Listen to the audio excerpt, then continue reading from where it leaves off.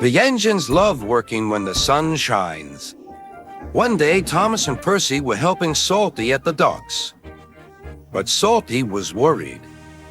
It may be sunny now, matey, but there be a storm coming. It may be sunny now, matey, but there be a storm coming.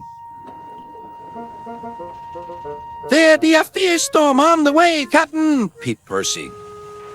Salty knew they were making fun of him. He felt sad.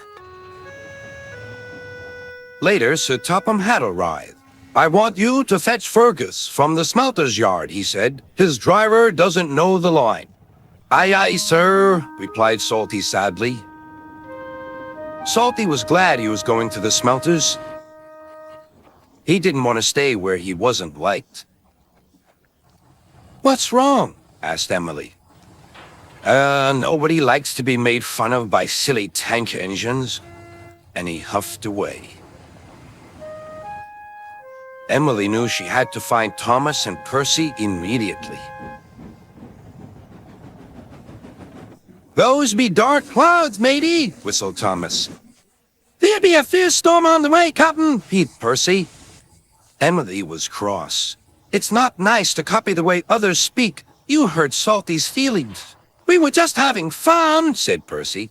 We'll say sorry to him, added Thomas. But Salty was nowhere to be found.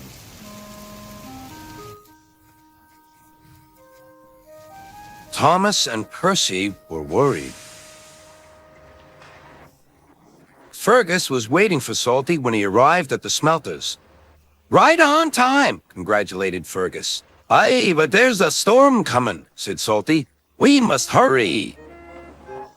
Soon they were hooked up and on their way home.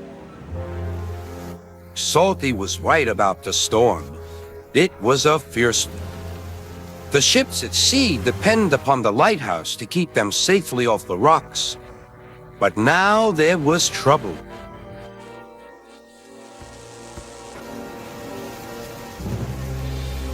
The lighthouse lamp has gone out, cried the captain.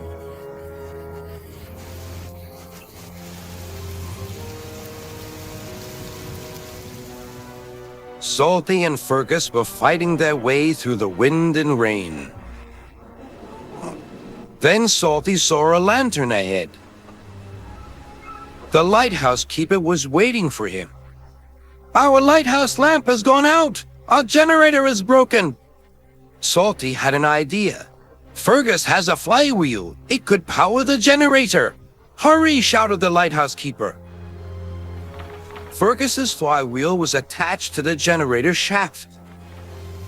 Without the lighthouse, the ship was steaming towards the rocks. Fergus was working as fast as he could. Finally, the generator came back to life.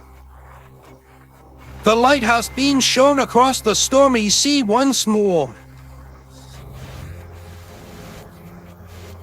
Just in time! Hard to starboard, matey! Salty's idea had saved the day.